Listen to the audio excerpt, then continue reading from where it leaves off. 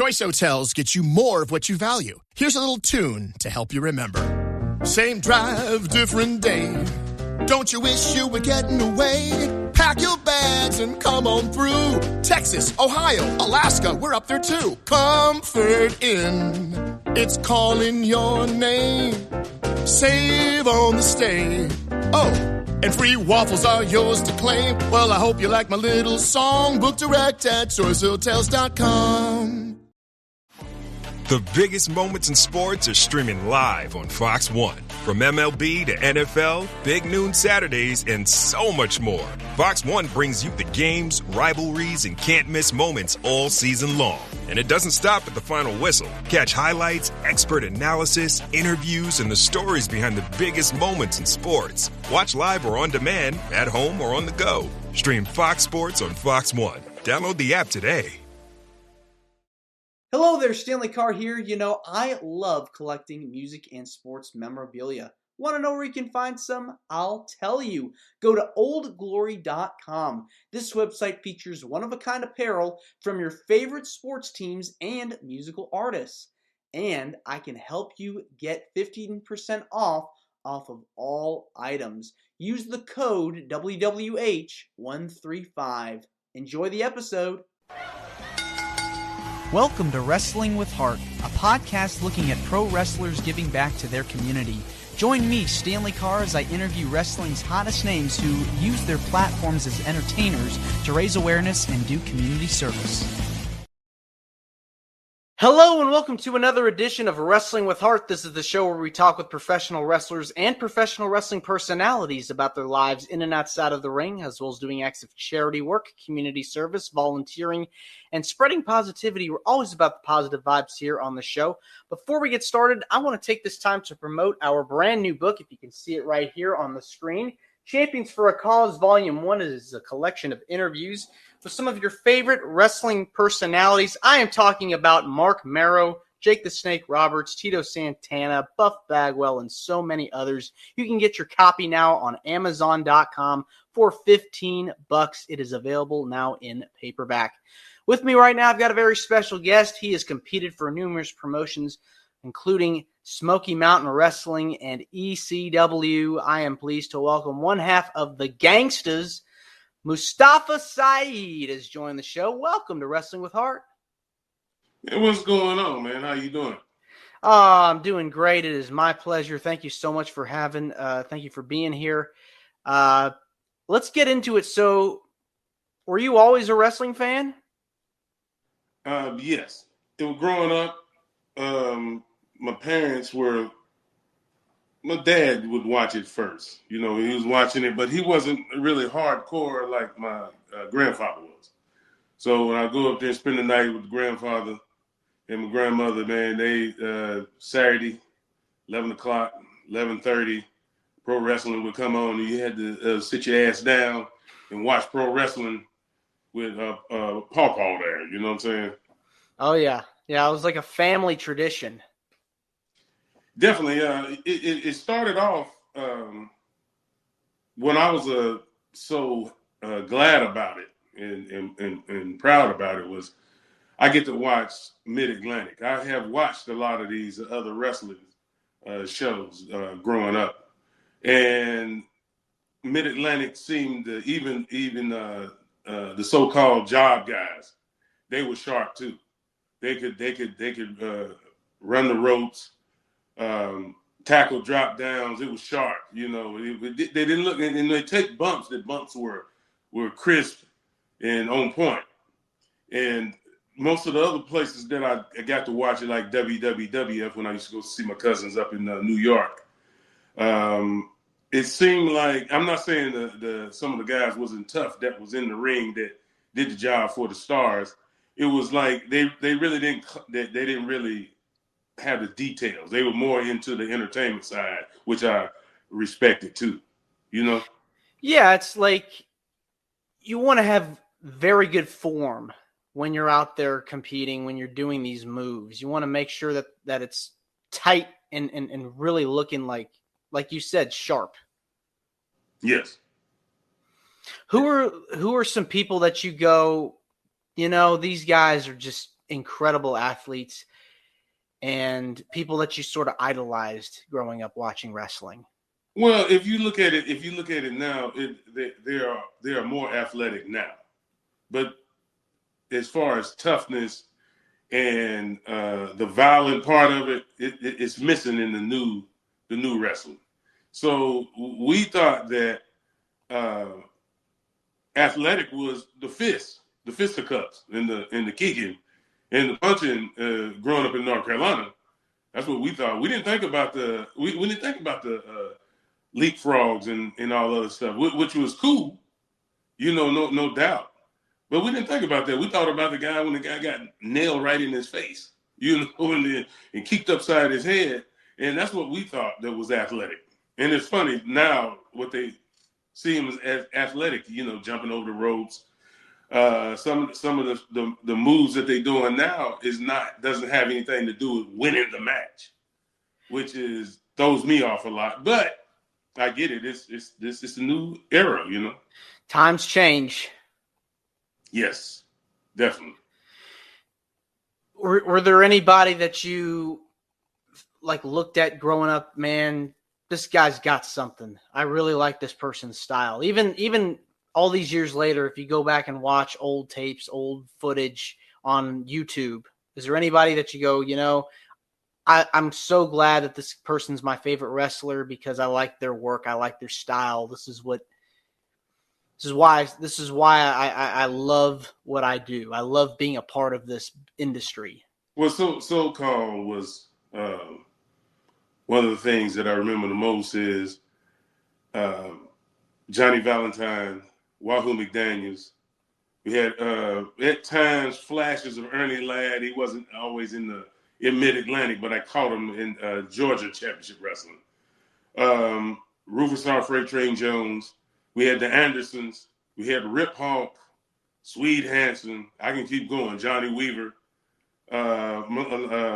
Matter of fact, what's the funny part was I used to follow the Anderson brothers the most, Ole and Gene. Now, it was Lars before that. It was in the 60, 69, around 70. Can't put it in the right time order because sometimes my stuff is off because of other influences back in the day. But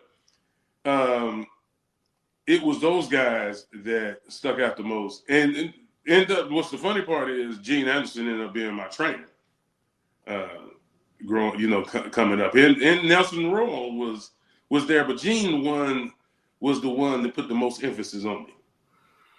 Now, were you always an athlete? Did you always play sports as a kid? Were you very involved with football or basketball in school? Well, it's funny. I love to play football, but I love basketball better. The reason why I didn't really pursue football is because football is the ultimate team sport. You have to depend on so many other souls to win a game. And it got to the point where I just felt out of control with that.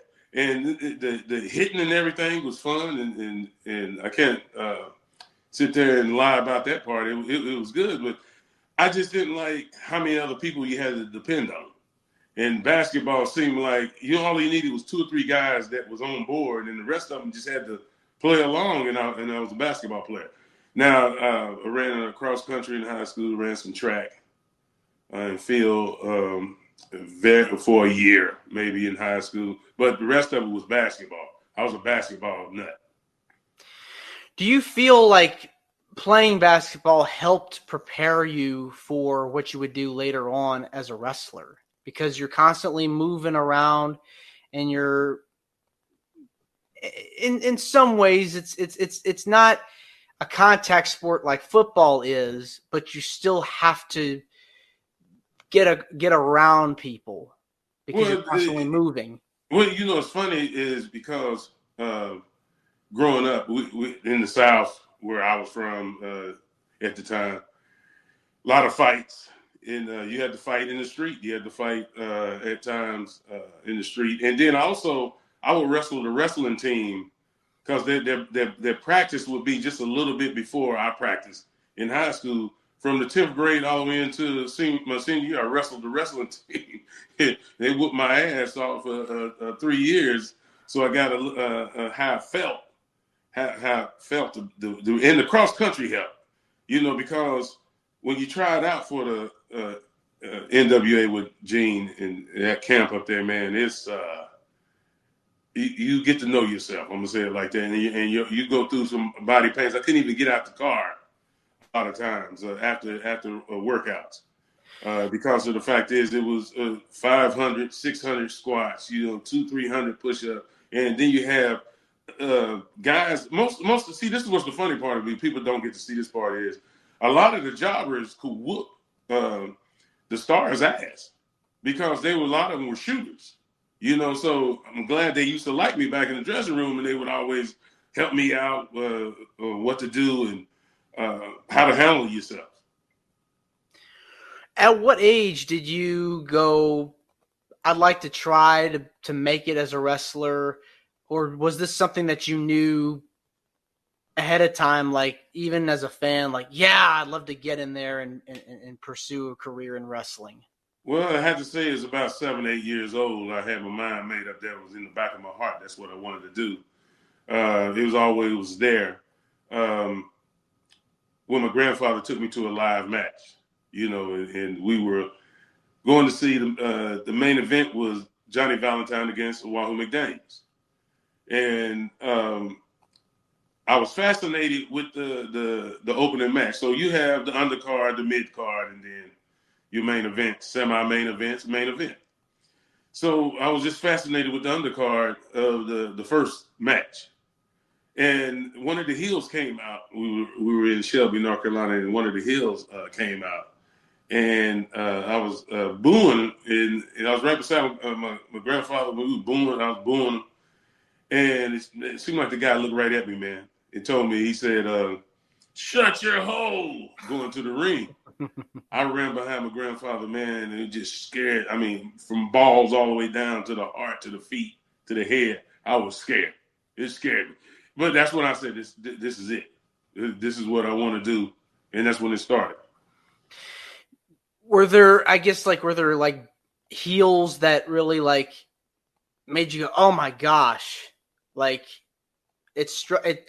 you get a guy that their character, the red light comes on with the character. Did you ever get a sense of, oh my gosh? It was for me was the Anderson brothers. What scared me was they would hammerlock your arm in the back of you and body slam you on your arm. And that always just scared me. It just scared me, and it scared me in the. It's funny, but it scared me in the wrestling because it was like when they started working the legs of Jack Briscoe, he would work your leg and do the figure four, and it's like, man, you can snap your leg, and oh man, those kind of moves would scare me. The power driver, with a lot of guys, it was different guys that I knew that did it. I know Dick Murdoch and a few of those guys back in the day would do the power driver. And getting power drive in the concrete floor because there wasn't no match and all that stuff like it is now. Everything was different. So it was different moves that got me fascinated with it. But it was always the Anderson brothers. The Anderson brothers was the group was Rip Hawk and Swede Hansen was kind of a first, though. Because at the end, Rip Hawk turned on Swede Hansen. It was in Charlotte Park Center. I remember that. Plain as day. My Uncle James took us over there to see it on a Monday night, and that was a school night. We weren't supposed to go to wrestling, but we went. we would always go on school night. And Rip Hawk, they were tagging against I think it was Sandy Scott and Nelson Royal, if I'm not mistaken. Could be different tag team. Could have been Johnny Weaver, all I know. But at the end, it was a fence match. It wasn't a cage match. You could pull the fence down and then plug it in somebody's head. It wasn't no cut them across the head. It wasn't a cage at the time. It was an old fence. You pull it down and it was an old fence match. And Rip Hawk turned on him, man, and beat him bad, you know. So we were sitting there. Nobody would leave. Nobody would leave. Swede bleeding like a pig, man. And we got there, and I remember I tapped him on his shoulder. It'll be all right. Yeah, I still makes me laugh. But anyway, he had me. They had me. You know what I'm saying? So they put him on the stretcher, man, and took him out and everything. And that was the first close up that I got to see. I was like, oh, that is real blood. Because people would say, it's fake blood. No, that was real. It was real blood. Definitely. You mentioned earlier Gene Anderson helped train you. Yes. And he was somebody that you had watched growing up. Learning from Gene, what were some things that you kind of took away from your time under his wing and things that you have applied to today after your time in the wrestling business? Well, first thing, Gene was straight up with you, and he could cuss. He'd cuss your ass out so quick. You know, and the reason why is because he could see the potential in you, and he sometimes would be slacking. Oh, it wouldn't be slacking. Hell, you'd just be hurting. He didn't think you had enough left for that day in the training, and he get your damn ass up. You know, get up. What's wrong with you? You still like, get up. What's wrong with you? The things that he pointed out to me was, he just kept it real. He said that they don't like the brothers. They're not too crazy about the brothers in pro wrestling. So you gotta make yourself a draw. And so you keep training with me. I'll make sure that you eat when you're in this business. And he was straight up with me. And he told me, he said, it's capitalism. I'm bringing up the capitalism part. But he's talking about it's all about the money. You draw a lot of money for these promoters, and these promoters don't have to like you. You don't have to like them. But if you draw a lot of money for them, you will be working for the rest of the time how long you want to work in wrestling. It's a very, very tough business. You really have to put so much effort and sacrifice into your craft. And so over time, you start getting the moves, you start learning the fundamentals, and eventually you start wrestling, have your first match, get a few matches under your belt. At what point did your confidence start growing? Did you get all the nerves out? I always had the confidence. What you had to do was be your best cheerleader. Nobody was going in those days, you know, at that time, nobody really helped you, you know, as far as smarten you up or anything. Gene didn't smarten me up. It took me probably a year into the business to finally realize, hey, okay, a lot of this is a work. Now it still be a shoot now because guys try you know, in the ring just to see how tough you are. You know, some of them didn't like you, some of them did. But if you showed them what you could do, they would give that nod to you, and you was good to go. The part that I remember was one of the shooters that was back there, and they don't bring up any names because just to keep them, you know, private, you know. But it was a shooter back there that told me, hey Mustafa, you got to lay it in. You got to lay it in. Do what you got to do. Okay. You want to eat in this business, right? I said, yes. Oh yeah. Okay. And what he was telling me was everything counts.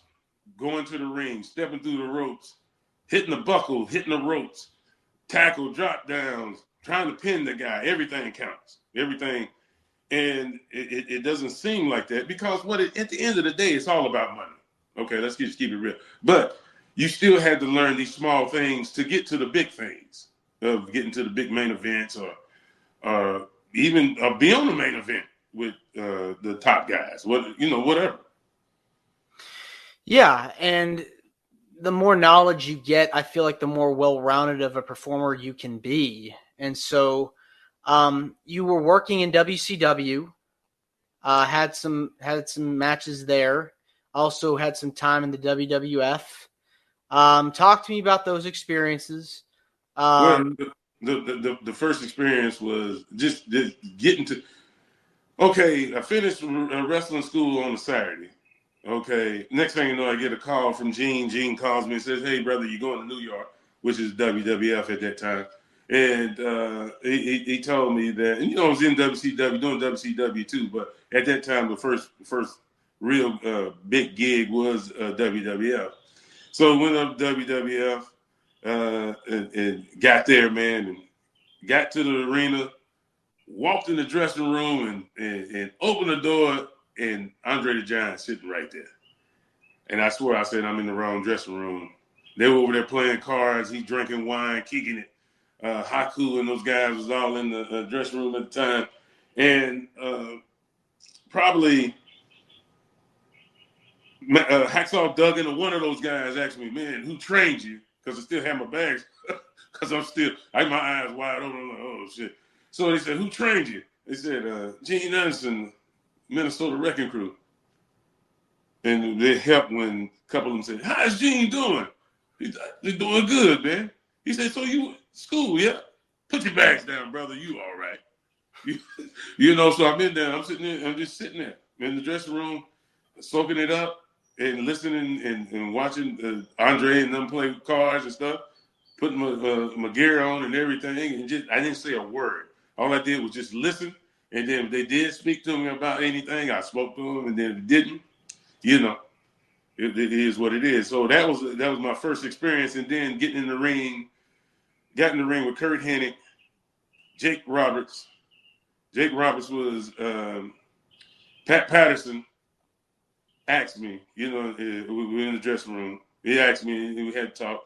Matter of fact, we was at the catering too. So he came down. He said, "Gene Anderson trained you?" He said, "Yeah."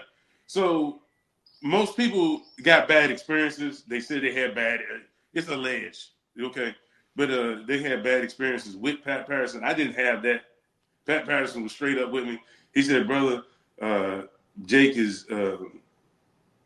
Can Jake throw the snake on you at the end of the match?" And I told him, "Sure, man, good to go." So Jake was easy with me, man, and gave me some spots to do. And then right at the end, I go for the backdrop. He cuts me off. DDT, boom, 1, 2, 3. They put the snake on me. Snake started crawling. I mean, the snake did every inch crawling all on me. And I was like, oh, man, this is crazy. So get back in the dressing room, in the back, and Pat said, "Man, great job, man." Jake shook my hand and everything. Then he said, "Pat, can I tell you something?" He said, "What's going on?" He said, "I think if I can recall, I think you're the first brother that let the snake be thrown on you like that. Most of the," he said, a lot of guys don't want the snake on them in the first place, but especially the black guys. I said, wow. So I think that helped me out a lot. As far as getting to know the guys. Then Kurt Hennig, that music was unbelievable. His introduction music when he comes to the ring, unbelievable. Dun, dun, dun, dun, and then it starts. He helped me out. He was the first one to show me how to be stiff and take care of you too at the same time. Because when they were stiff, they were saying, some of the guys in the back would say, "Man, some guys are stiff." I didn't know. I was so green. I didn't know. And a lot of times it was under the influence. So it was under the influence a lot too, drinking and smoking and going on and having a good time. But I made sure that I always went to a gym every time, no matter how much partying we did. I made sure I was in the gym a lot. You really got to make sure to stay in shape and to stay disciplined at all times, because when you're out there on TV, they're going to want to see your best performance. Yes. No doubt. Now, since you brought that up, that's what a lot of people don't realize what it is a lot of discipline. But see, you got to remember the promoters, the booking, they needed to have that too. But what happened was they would get caught up with the bigger stars and wouldn't worry about the guys coming behind them. Okay, that's why a lot of territories got shut down, to be honest with you, because the guys were WWF was having a problem with that. I mean, WWE is having a problem with that kind of right now. You know, they don't have Braun Breaker, maybe Young, and a couple other guys that's young. They don't have a fluidity of younger guys that they need to bring in, and ladies too, since the ladies in it, and they need to keep up with it. But what happens is they worry about the top people, and then they don't think about the mid card and the undercard people a lot of times. It's one of those things where you want to see the changing of the guard, the newer wrestlers kind of take their place at the top. You want to see a rotation of people. You have your Seths, your Romans, your Punks, your Codys, and then eventually you get down the list with your Braun Breakers, your Logan Pauls, your Dominic Mysterios, your Obafemis, your Trick Williams. I mean, you got people that I feel like that are ready for that spot that I think can get there. Yeah, I'm very surprised they're not using Logan Paul. Definitely a great athlete, and he really takes care of the business. He doesn't try to make fun of it any kind of way. Really surprised that I know of. A few other them. I thought Braun Breaker was going to win the other day, and come to find out that Rollins won again, and I'm thinking like, well, it's their business. Okay, the wrestling business, it's a machine. It's going to keep going. It's not going to stop for anybody. It doesn't show no sympathy or anything there. You got to fight your way in, and you got to be persistent in your character and working on yourself and believing in yourself. That's all you can do. Exactly. And you had some experience, some matches in WWF. And WCW, you had some experience there as well. What was that locker room like? Oh, no, you talking about organized chaos. It was. They didn't really have a direction. That's why they lost. Okay, that's why Vince took over. Because of the fact is that at one time in the 80s, the late 80s, in the 90s, they were doing pretty good for themselves. But see, you can't disrespect the money. You can't disrespect certain things. The capitalism, that what I'm trying to say is, you can't disrespect that. That's the key to it. That's the key to it. You have to have booking to the point where it draws money for you, and they tend to forget. And then a lot of guys, they want to do jobs for each other, which was crazy because, like, I always said this. I'm not sitting there saying some of those guys wasn't tough or anything like that. I'm not saying that. But if you really wanted to show that you was that tough, get in the MMA and get in the boxing or something. Something where it's no work at all. It's a shoot the whole way through. So that's why Brock Lesnar is my hat is off to him. My hat is off to CM Punk for even getting in the cage, and doing it. So a lot of people say, oh, he got embarrassed, but at least he got in the cage, man. And that my hat is off to him for even doing that. So go ahead. Who would you say was the toughest person you ever wrestled against? I can say Ron Simmons.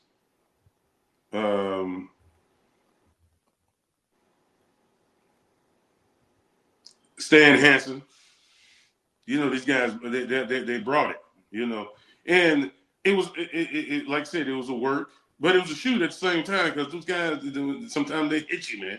And did you go crying and whining to the producers in the back? No. What you did was, because like I said before, this is pro wrestling. You're supposed to get hit. You're supposed to get hit. Though it's supposed to be a work.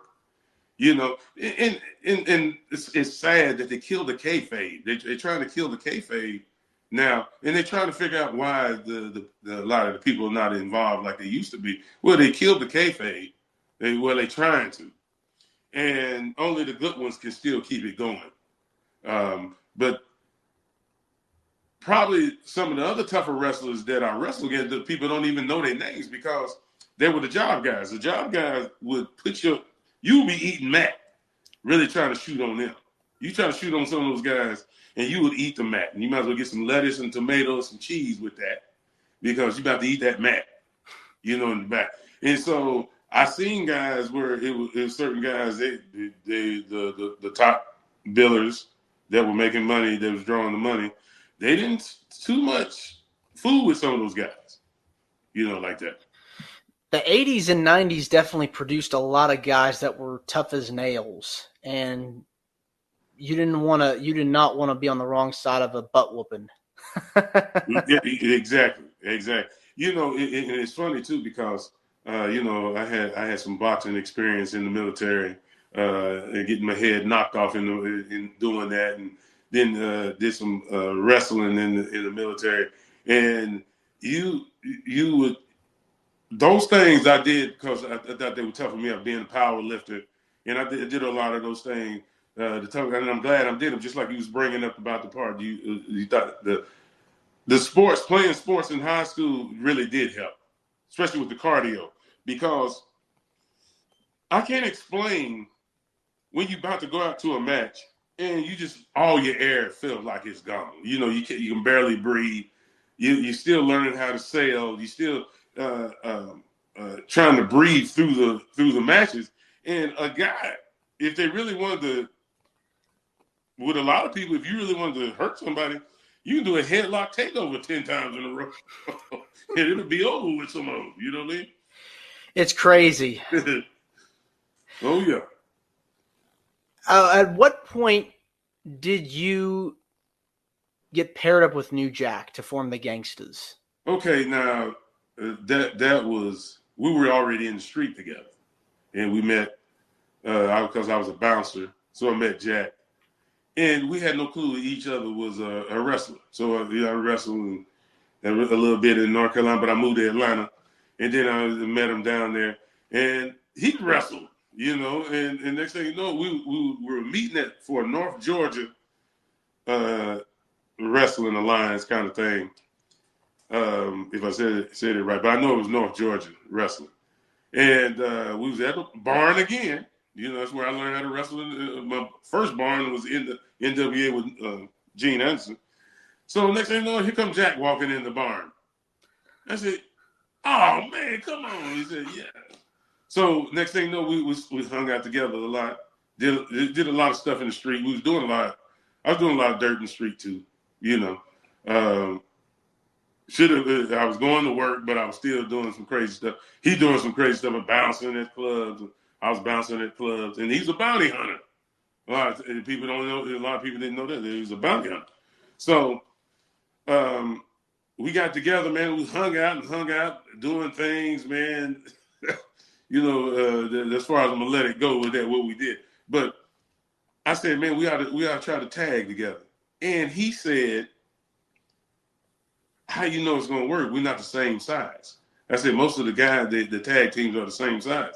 So for example, Midnight Express, the Road Warriors, Powers of Pain, different tag teams that they had, Steamboat, Young Blood, they were kind of the same size. And Briscoe Brothers, I can keep going with it. They were most of the same size. But I remember one thing, that's why I was glad I was a connoisseur of pro wrestling, was Rip Hawk and Swede Hansen. Swede Hansen stood way over Rip Hawk, but they made it work. What made them the best, one of the best heel tag teams, was the fact is just tagging in and out. They would tag, boom, get the arm bar, boom, pound on the arm, tag out again, boom, and the people just couldn't stand it. It made me kind of hot watching it a little bit, because trying to understand wrestling at the time. So I said, Jack, I think it'll work. Me and you, man. And I'm the bigger guy. You do the talking because Jack can talk. I ain't no way I was going to out-talk that guy. Like that. Maybe a few syllables or something like that, but there was no way I was going to out-talk that guy. So I know when to bow down on certain things, in life. So I said I'll be the big crazy guy in the back, man. And that's what we did, and it worked out. And we end up at with Jim Cornette because we had a match in Stone Mountain, Georgia. So most of the stars, a lot of the guys that was. The GLP-1 pill you've been waiting for is now on Ro. Yep, it's finally here with the same clinically proven ingredient. Now in a pill, and now on Ro. It's the first FDA-approved GLP-1 pill for weight loss at the lowest price available. That's one daily GLP-1 pill for big results. Now on Ro. Go to ro.co/listen to see if you qualify. RX only. Go to ro.co/safety for serious side effects and boxed warning associated with GLP-1s. That was there. It was Kevin Sullivan.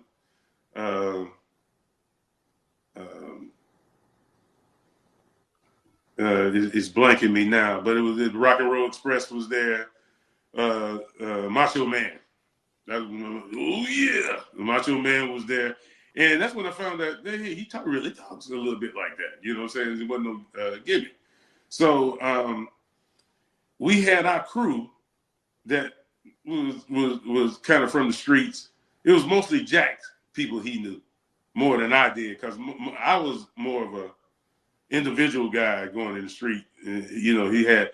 So we would bring our crew. We would come out to the ring, and it scared a bunch of people. I mean, it scared some of the guys in the back. I'm not saying they can't fight or nothing like that. I ain't saying that. But it made them leery because it was like, what the hell is going on here? It looked like Black Panthers almost, at one time coming to show up at some location. So we get there, we go to the ring and do our thing. Jim wanted to talk to us right away. Next thing you know, we get in the back and Jim, we talking. And next thing you know, Jim said, how would you like to come up to Smoky Mountain? And I said, yeah, that'd be cool. Jack said, yeah. He said, he gave us a warning. He said, there's going to be a lot of towns where there's going to be a lot of white folks. Lots of white folks. And we didn't care. So we tried to come up with a name. And Jack had a few names. And then Cornette said, why don't you be the Gangsters? They said, why don't we change it, the TAS at the end, And he said, oh, okay.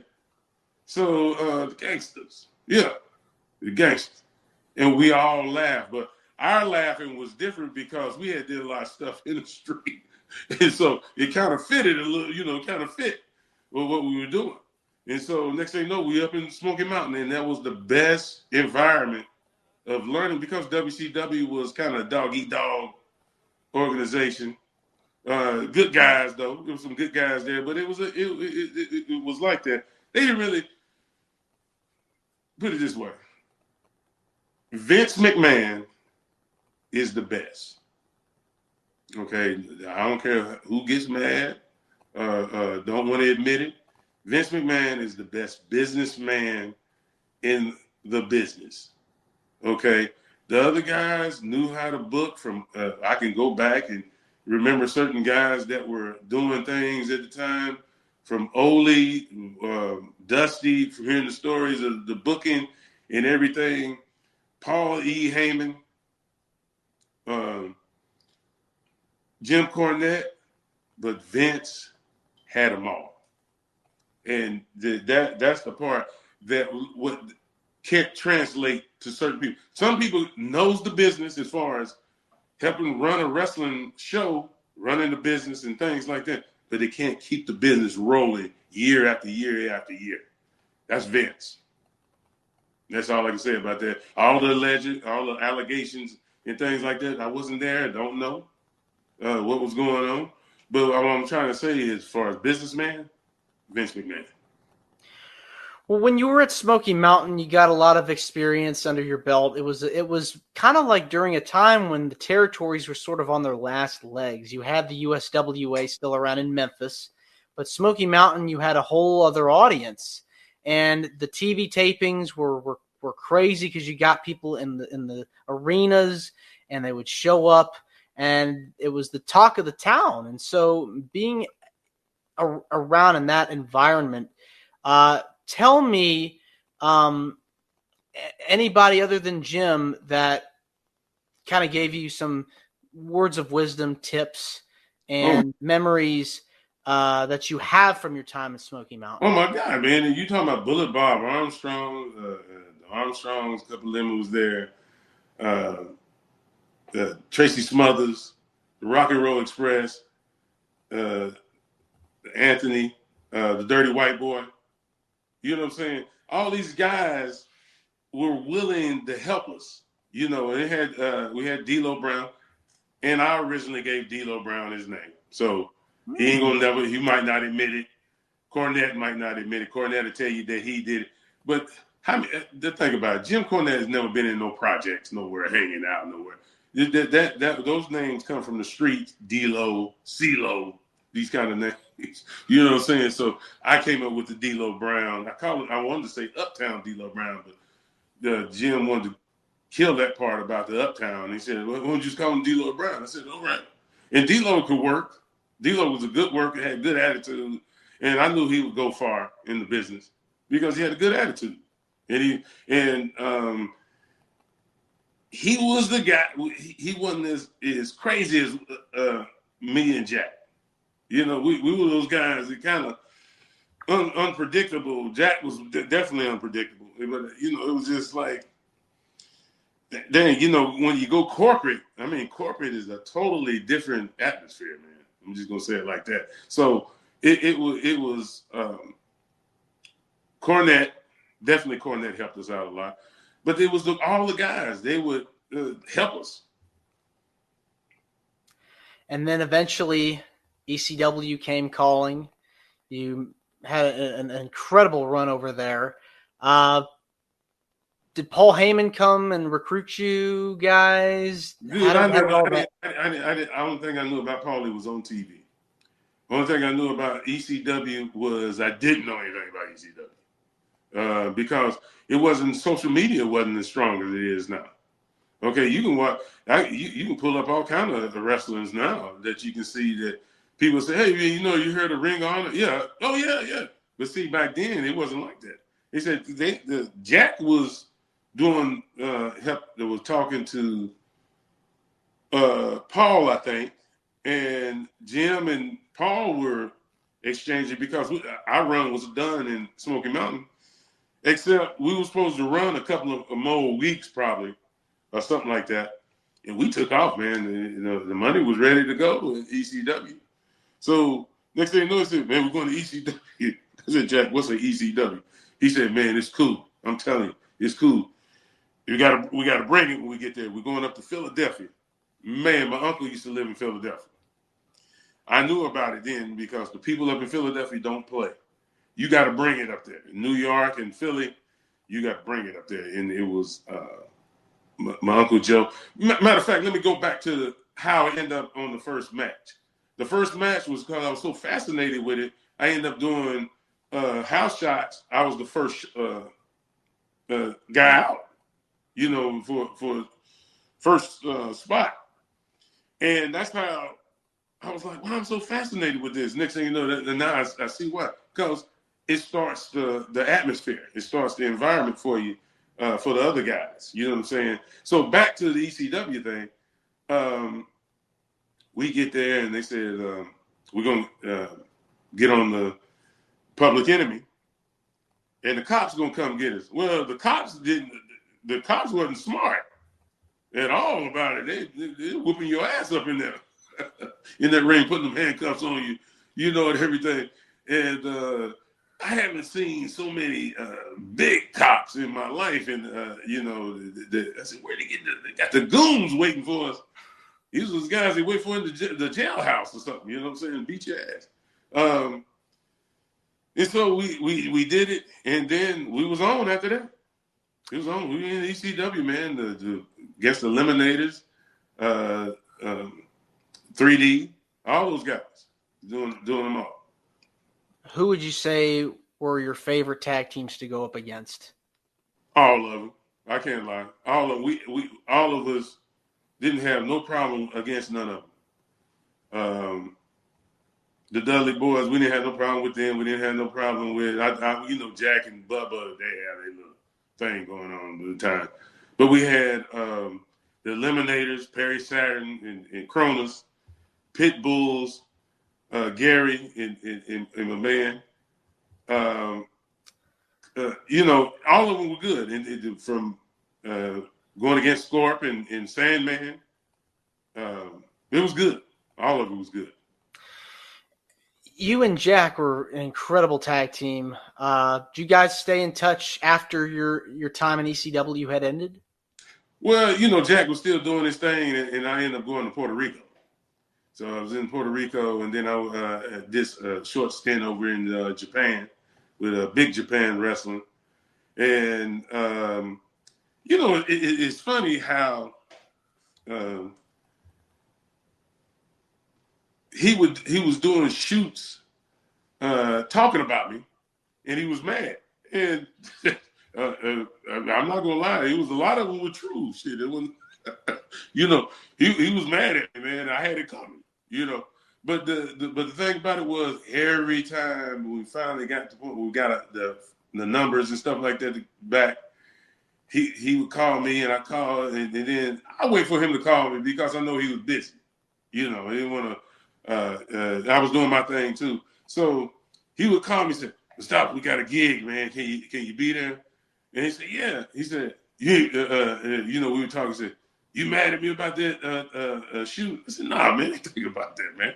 You do what you had to do. A lot of it was true. Shoot, what you talking about?" So, no doubt. But we were real brothers. We were real brothers, man. We did a lot of laughing together, man. When we were together, had a good time hitting bars. He wasn't a big gym guy. I was I go to the gym after I get drunk and high and everything and partying, and that's all I did. That's all I did. Even when down in Puerto Rico, Puerto Rico, I could drink 12 to 24 beers before a match. And still go in and do a 30-minute match or whatever we had to do, and you sweat so much. Damn, you didn't stay buzzed very long. So hot down. And you talking about jungle heat in Puerto Rico? That's a different kind of heat.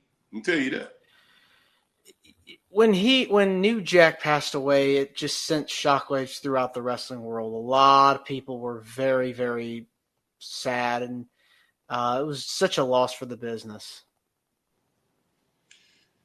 Well, I was stunned, but I wasn't surprised because we were living fast, man. We going fast, man. A lot of the guys, Balls Mahoney, Louis Spicoli, Chris Candido, a lot of these guys, man, not here, and we were going fast, man. I mean, ECW, you'll never see a dressing room like that again. You had everything in that dressing room. You had everything that every drug you can think about almost in there. Only thing was missing was probably some of the stuff they use in the hospital. We had every from alcohol to drugs. We had it all in there. We partied, but we took care of each other. And when Jack was gone, that part of it, I wasn't surprised. But it still hurt. It still hurt real bad. And it still hurts me now.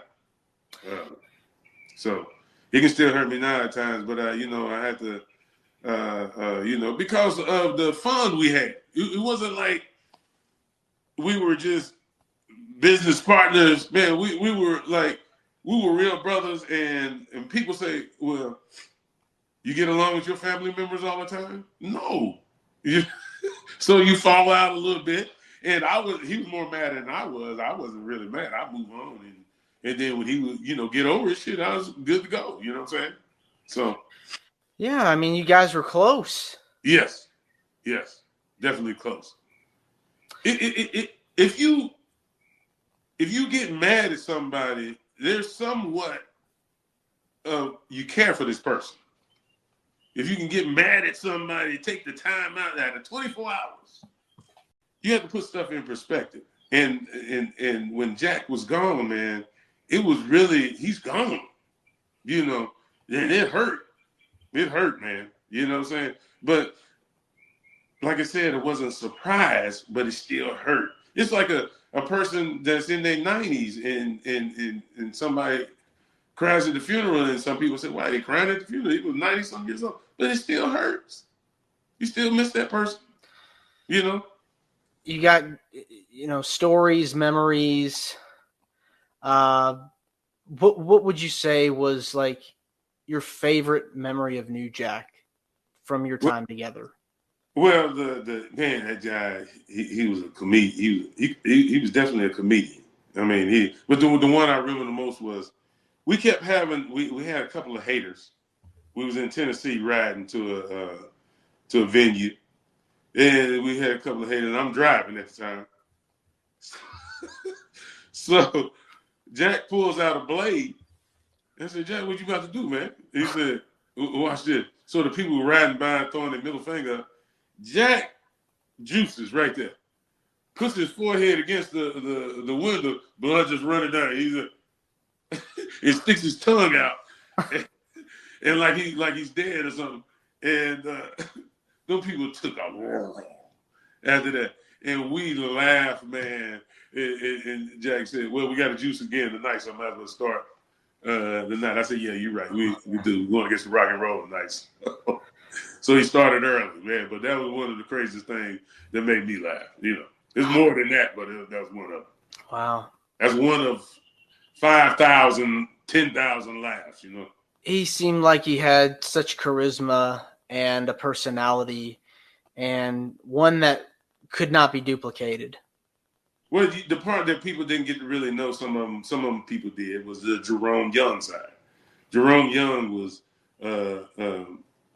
very cool, man, you know. And then you got the New Jack. I like both sides, you know what I'm saying? But the thing about it was they didn't get to see the Jerome Young where it was like he could see a baby hurting, and, you know, it could hurt him. You know, it could hurt his heart, you know what I'm saying? So they didn't see that side of it a lot of times. But I did. And there's a lot of things that me and him, I'm not even going to even bring up, you know, because it's between me and him, you know. Definitely a loss for the wrestling business. Yeah, the craziness part, the unpredictable part of it.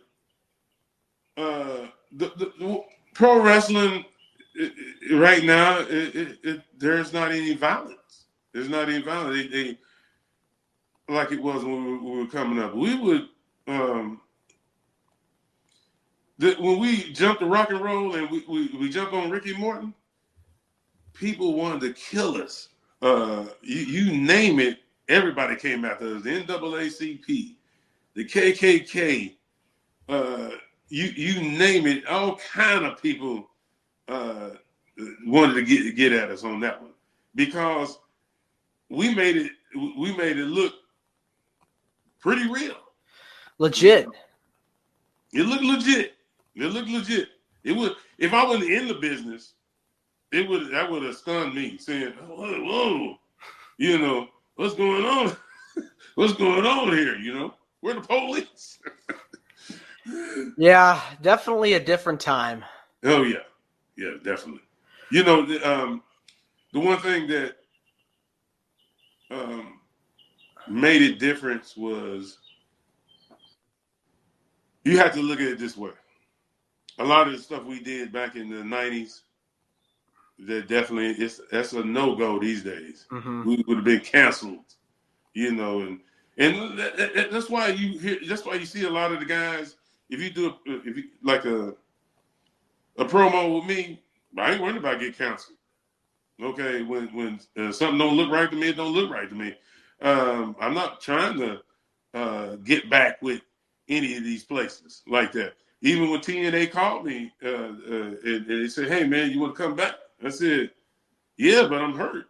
You know, I hurt my knee the week before in a wrestling match. Matter of fact, I went against Moose in TNA, and you know, he passed the torch, man. I think the promoters wanted us to do some kind of this and that. I said, "Nah, he going over.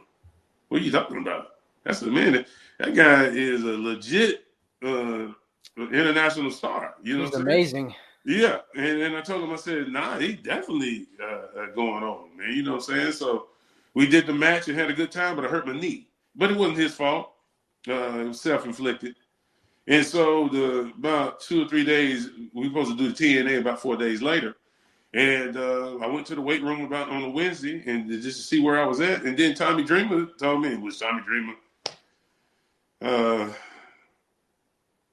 It's good people. It's all, like I said, all the stuff is allegations. I can't sit there and say he did it and all this kind of stuff. No, I don't do all that. And then one other thing I always wanted to bring up too, every time I do these things, is Bruiser Brody. You know, I think that it was a group that I was dealing with on the East Coast that I did a show with, and they tried to edit my thing like he deserved what he got. You know, at the time, and I didn't say it like that. I said it in a way because you had Hector Camacho, Macho Camacho. He got killed down in Puerto Rico. You can't. It's not a place to play with. You know, I went down to projects at my time and was getting high and drunk and everything like that. But you had to know somebody that knew somebody when you get down to those places like that. You know, you just didn't go walking anywhere you wanted to go. Puerto Rico is a dangerous spot. You know, it's so beautiful, but it's dangerous too. And they tried to edit it like it made it look like I said that he deserved what he got, but he didn't, because Bruiser Brody was one of the people that had freed me in the one to wrestle, and it also showed me that I don't have to be this technical guy, because I wasn't. You know, it was more of a kick punch. Let's get down and go through some chairs and tables and let's do that. And he showed me he showed me the way part of it. It was Stan Hansen too, but it was Bruiser watching him on TV, and he was definitely one of my big influence guys, and so he definitely deserved that. It was horrific, man. He didn't deserve that. No, it's devastating to hear Well, about one of your guys that you're traveling with, or you know. Oh, a big fan of. Yeah. People that you grew up watching, you know, gone. Man, and their life is and just I know for sure if he would have known any of that, I guarantee he would have went in there at that time in that shower. I tell you that. Well, you know, but but Puerto Rico is a dangerous place. Promoters are promoters. Bookers are bookers. They grab people who they think that work, but they tend to forget that you got people behind you. See, while I'm still working and getting in the ring is because I always help younger people all the time. They come talk to me. I couldn't act. That's not my personality, the shut down and not talk. You know me, I'm a talker. And I walk my walk too, but I can yap it up especially about pro wrestling. You know what I'm saying? And so they tend to forget that everybody's needed. You know, I talk to everybody, man. I would talk to the wall sometimes, you know what I'm saying? But I would talk to the vendors. I talk to the merch people. I talk to the people who were putting up the rings. I put up the rings before when I was first starting, you know, learning the business. Go and you put up a ring and you watch the wrestling, you know what I'm saying? It was the outlaw shows then, what they call it indies now.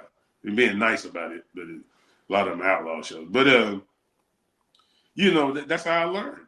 You know, from what they like, who did they like, what did they do that made you like them so much. It wasn't that I was going to do their style all the time. I was just trying to figure out.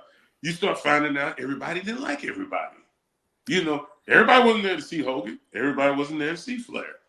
You know, even though those were the main events a lot of times, Dusty Rhodes, those guys back in the day, and everybody wasn't here to see him. Man, I'm here to see Boogie Woogie Man. You know, you hear something like that, and I'm like, why you like Boogie Woogie Man? Man, the way his energy is, you know. And they would explain stuff to you, and I'm thinking like, and I record it in my head, you know. And so, and I still do that. I still talk to kids, look kids are 7, 8 years old. Why you like John Cena? Hey, John Cena, you know, then they'll say something. You know, oh, okay. You know, But see, I soaked it in and never got jealous like that, because how you learn when you have these jealousies and hatred and going on in your head. And see, what happens too is it was a lot of hatred going on. I'm gonna say it like that because people say racism and all that. It was just hatred, and they had a lot of that going on, and it wasn't just the black wrestlers. It was, if they just didn't like you, they didn't like you, but they didn't understand that they needed you, and sometimes they would, and it went down. Look what Vince did. Vince took over everybody. What happened was, every weakness that you had, Vince capitalized on it and took over, and that was it. Ain't looked back since. The wrestling business. The wrestling business. We're a show that talks about charity work and making a difference. What kinds of causes are you very passionate about, have been involved with over the years? Well, to be honest with you, I get pulled into them. So, working at, I do security and then working at high school, and we have special needs students, and I kick it with them a lot, and I have a good time with them. So we do have the Special Olympics. So we have the basketball games, and I go in there and jump up and down and have me a good time in there. And so those kind of things like that, I go and spend my time with and do the Special Olympics at times. As far as at the school, I don't go out of my way. I ain't gonna sit here and talk about. I'm not no goody two shoes or nothing like that. All I'm saying is, if they're there and I'm there, then I'll be there. But if I'm not going out of my way. I'm not saying, but I enjoy it when I'm there, though. I make sure I have me a good time, watching them play and enjoy themselves and cheering them on. Matter of fact, we had a Special Olympics game, and the game, our school, we played the different other high schools, special needs teams. Okay, so our school was down 3 points, and we needed a shot bad, man. It was about 2 seconds left, and one of those kids was smart enough, man. I mean, it was just like watching NBA as far as the brain part of what he knew, where he was at. He knew he needed a three, so he was going to dribble. He stepped back. He shot that. Let me keep the story short. He hit a three. I jumped up like we won the national championship. I ran on the floor and I hugged everybody on the floor. I almost knocked one of the kids down. He was in a wheelchair. I almost knocked him down, hugging on him. And it was like unbelievable. And then I got mad because they said that they didn't want to have overtime, so they just took it as a tie. I said, come on, man. You know what I'm saying? So that kind of stuff like that, That's amazing. How long have you been involved with the school system? Well, it's 10 years now, 10, 11 years now. It's amazing. Did you always kind of sort of wanted to get involved with the school system even after? No, because my parents were teachers, school teachers, and a lot of my family members, they went to college and graduated. I didn't. I took the pro wrestling. I took pro everything. So in college, as far as basketball wise, I tried out for the NBA. Got cut in one day. It was an open trial. They had a place down in Texas to go for the Mavericks. Cut that day. But I remember I didn't put the time in like I should have, like I did pro wrestling. So what I did was I would be late for practices sometimes because UWF, it was Dr. Def Steve Williams, Terry Gordy, a few of the other guys right then. And I watched that wrestling and they'd be late for practice. And then I would tell them there was a tutoring thing that was slowing me down. And it's, oh, okay, but I'm sitting here watching wrestling. I was supposed to have been studying. I watch the WWF at nighttime, Bobby Brain Heenan in Gorilla Monsoon. And at nighttime, I was supposed to be over here studying. And then my partner, that one of at the time, it was cool, was Avery Johnson. He was a basketball teammate. And we would go up and splice the wires up in the thing, and we would watch Big East basketball. So I was doing a lot of things that pertain to wrestling that I knew that this is what I'm going to be doing. So when I got cut from basketball, I realized that I wasn't that sad about it. I said that was my run for that. And then the wrestling was my next run. So I went to the military, and that's when I started to pursue it. So you go into the schools, you're working with these kids.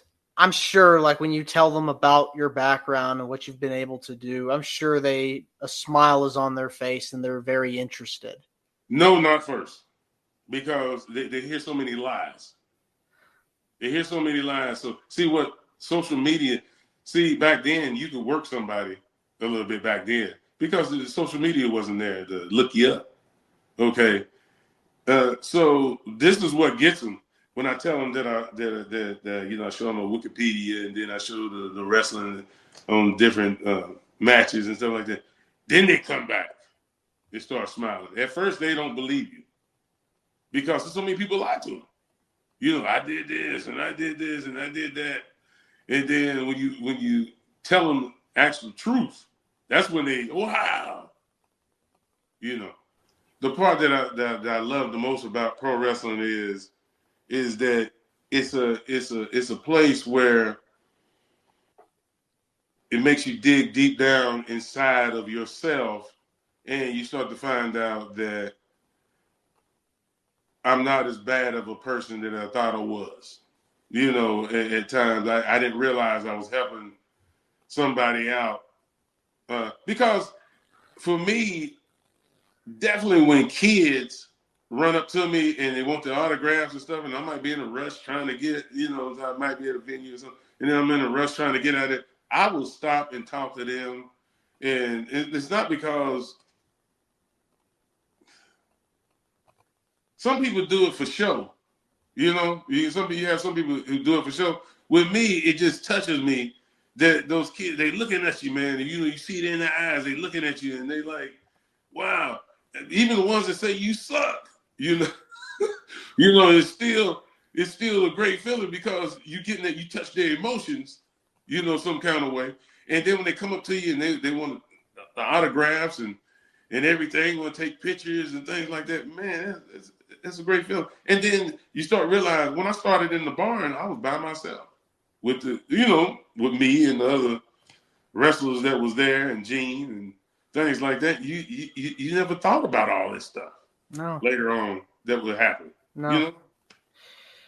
Definitely is it's a full circle moment yes. to go back and have that memory. Well, this has been wonderful getting the chance to speak with you. I want to say thank you for coming on to Wrestling with Heart.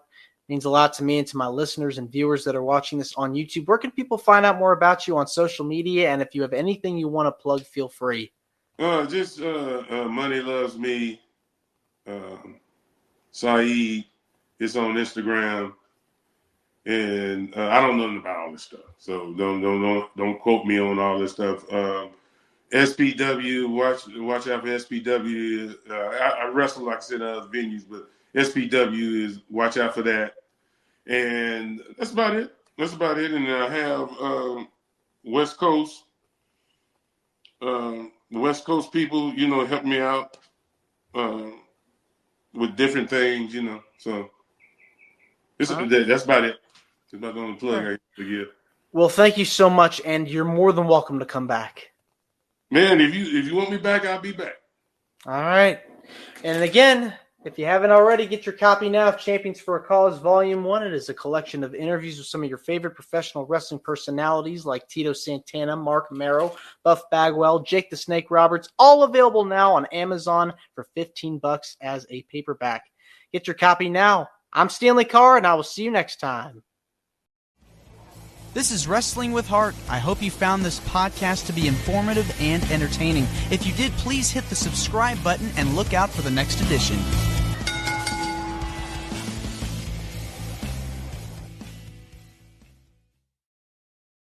Hey, it's Ryan Reynolds here from Mint Mobile. Now, I was looking for fun ways to tell you that Mint's offer of unlimited premium wireless for $15 a month is back. So I thought it would be fun if we made $15 bills. But it turns out that's very illegal. So there goes my big idea for the commercial. Give it a try at mintmobile.com/switch. Upfront payment of $45 for 3 months, $90 for 6 months, or $180 for 12-month plan required. $15 per month equivalent. Taxes and fees extra. Initial plan term only. Greater than 50 gigabytes may slow when network is busy. See terms. Hey, this is Eric Hutchinson. I've joined the Pantheon podcast family, and I hope you'll come check out my new podcast, Songversations with Eric Hutchinson. Each week, we find out what music matters most to the people who define our cultures. I interview famous guests like actors, musicians, comedians, politicians, and everyone in between. We listen to music together, and we talk about the soundtrack of our lives. It's funny, insightful, revealing, and it's a great way to discover new music. So come check me out. Songversations with Eric Hutchinson, wherever you get your podcasts.